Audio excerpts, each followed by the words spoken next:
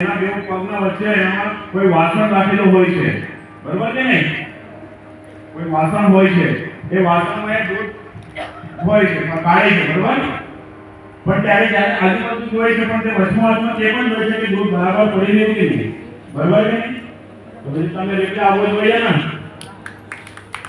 હવે તમે સાંભળી રહ્યા કે ભાઈ ચલો ફેન ચાલુ છે, મોટા કુલર હશે એમ સમજો, એસીમાં બેસાય છે, ચલો હું સારી લાગીને રૂમમાં ત્યાં જાય તો બધા ધરધર બર્ધન કરતા કાળ વાજે, મંજીરા વાજે, ઊંઘ નહીં થાય એટલે તમને એમ લાગતું હશે, અમને એમ લાગતું હશે કે તમે બધા ઊંઘી ગયા. ઊંઘી ગયા છો તમે? બોલો જય શ્રી કૃષ્ણ. व्यासो व्यक्ति शुको व्यक्ति श्रीधरम सकलम व्यक्ति. तो यहाँ चालू है तीर्थ क्षेत्र पंढरपुर. पता नहीं गुजराती समझे? कोने नहीं समझे? तो 4-5 हाथ नहीं आगे थे. मराठी बताने समझे? मराठी सामने समझाई.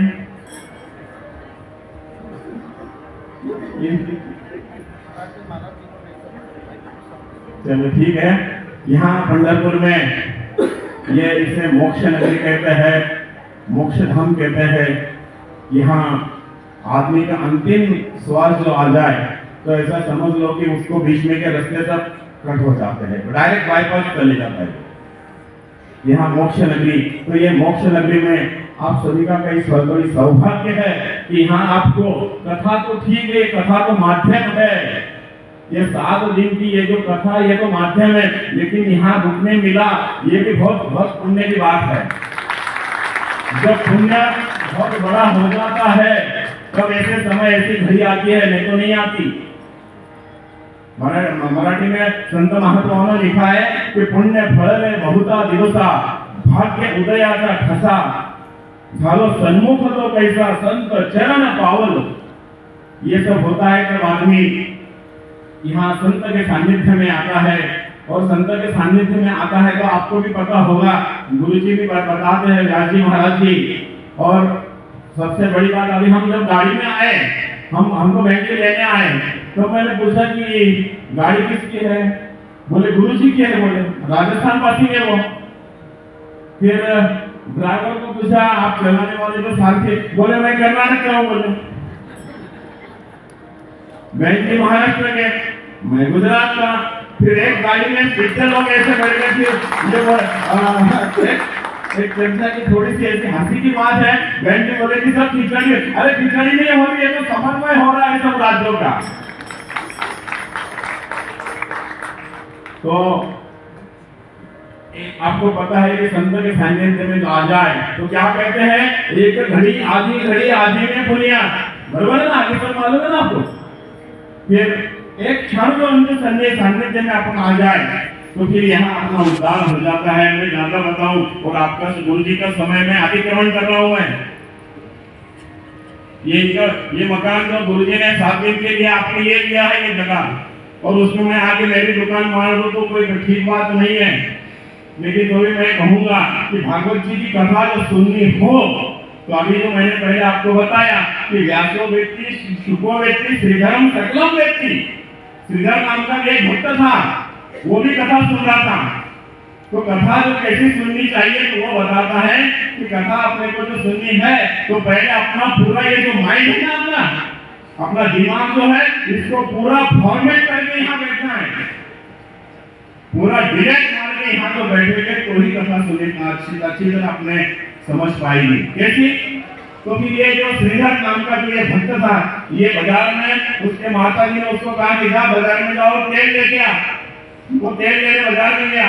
बाजार में जब तेल लेने गया तो क्या हुआ मालूम है कि अभी तेल वाले को तो उसने बोला क्या महाराज या तो बाजार वाले ने अपने दुकान वाले ने बोला अरे आपको तेल चाहिए, सही बात है, लेकिन तेल लेने के लिए अभी के जैसी कैरी बैग वगैरह वो समय नहीं था पहले अभी के जैसा. तो वो दुकानदार ने पूछा कि आपको जो तेल चाहिए तो आप तेल किसमें ले गए? तो फिर बोले मैं तो बर्तन वगैरह कुछ नहीं लाया हूँ. बोले तो फिर क्या करना क्या? बोले तो फिर उसने क्या करा कि अपने पैर में जो जूते थे वो जूते निकाले और उसमें तेल लेके गिर गया. और वो जा रहा था, देखा तो राजा ने देखा कि यार ये पागल है, उसको पागल बना दिया, लेकिन फिर लेके जा रहा है वो नहीं बताया। तो आपने को तो ये भागवत कथा सुननी हो तो पहले आपने को सब, नहीं तो फिर आप यहाँ होंगे वो जोधपुर के आपने जो जयपुर के जो महाराज जी आए थे, व्यासी महाराज आए थे, उन्होंने तो यह कथा ही बताई नहीं, उन्होंने दी, ये आपने को बताने की कोई जरूरी नहीं है। राम रक्षा स्तोत्र में क्या कहा है कि चरितम रघुनाथस्य शतकोटि परिश्रम एक क्षण, शतकोटि रामायण, लेकिन उसमें का एक अक्षर तो अपने दिमाग में आ जाए, अपने ये शरीर में उतर जाए तो समझ लेना कि अपना उद्धार हो गया। भागवत कथा कितने दिन की है? 7 दिन की, बराबर ना। नदियां, ऐसी जो बड़ी नदियां है, तीर्थ क्षेत्र वाली जो नर्मदा जी है, गंगा जी है, ऐसी बड़ी नदियां कितनी है? वो भी 7 ही है, बराबर है। ऋषि मुनि कितने हुए? वो भी 7 है। चिरंजीव कितने हुए? वो भी 7 है। ऐसे बहुत है, वो सब 7 में। इतना ही नहीं कि अपने को ये भी पता होगा कि अपने मन में, अपने गांव में, अपने बाजार में, अपने बाबू जहाँ रहते हैं वहां भी बाजार भरता, वो बाजार का और मंडी भरती है, मंडी एक दिन हफ्ते में, उसको भी वो एक ही दिन रहता है, बरोबर ना। बाजार भरता अपन जाना एखाद्या दिवस असतो तो ठरलेला बाजाराचा, बरोबर। हाँ, वो भी 7 ही है। और आगे जो आप नर्मदा जी के वहां जो जाओगे तो नर्मदा जी की ये तट को एक ये है पहाड़ है, उसका भी नाम सातपुड़ा है। वो हम सातपुड़ा के वहीं रहते हैं, हम वो उसके नीचे रहते हैं। और हाँ, हमारे पूर्वज जो कहते आए कि अश्वत्थामा जो है वो अश्वत्थामा यहीं रहता है, बोले आज भी सातपुड़ा में रहता है वो आज भी। और उसकी जो पहचान जो देखो आप, वो कौन है?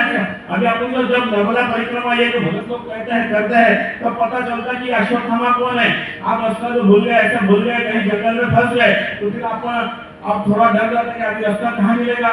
तो फिर ऐसे में ऐसे कोई भोला भाला एक आदमी आ जाता है और आपको आपके साथ साथ थोड़े चलता है और वो आपको पूछता है कहाँ जा रहे, कैसा जा रहे, आपका परिचय वगैरह करता है और ठीक है आप रास्ता भूल गए, ऐसा जाओ ऐसा जाओ ऐसा जाओ, आपको रास्ता मिल जाएगा। वो रास्ता बता देता है, चले जाता है। फिर बाद में जाने के बाद में पता चलता है कि यार वो कोई साधारण पुरुष नहीं था, वो अश्वत्थामा था। अश्वत्थामा की एक पहचान है, वो अपने सिर पे ऐसा एक ये ऐसा रुमाल लगा के वो घूम रहा है। क्यों? कि उसके सिर पे वो जख्म, ये जो है जख्म उसको जो लगा है, ये हीरा निकाल लिया, वो उसका खून बह रहा है, वो उसको उसने पट्टी लगा लिया, उसकी एक पहचान है। तो ठीक है, तो ये अभी कौन आए थे? ये अभी मंडाल में कौन आए थे? श्वान आए थे। उसको क्या कहते? कुत्ता कहते ना। ये जो काट ले तो कितने इंजेक्शन लेना पड़ते हैं? 7 ही है ना, अभी 7 में से कम हो गए।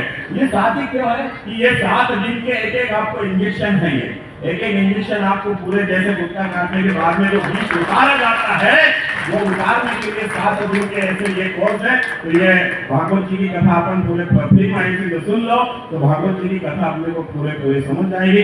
बस मैं ज्यादा समय नहीं लेकर यही रुकता हूँ और आप सभी को यही प्रार्थना कि आपका बहुत सौभाग्य है कि पंढरपुर में आपको आने मिला, ये सबसे बड़ी बात है। बस इसका एक समय एक घड़ी उसको बर्बाद मत करें, पूरी कहीं ना कहीं कार्य में लगा दे, जुटा दे, बस अपने जीवन की सफलता हो जाएगी। कुंडली कवरदार श्री ज्ञानदेव पंढरनाथ भगवान की बाल कृष्ण भगवान की जय श्री कृष्ण।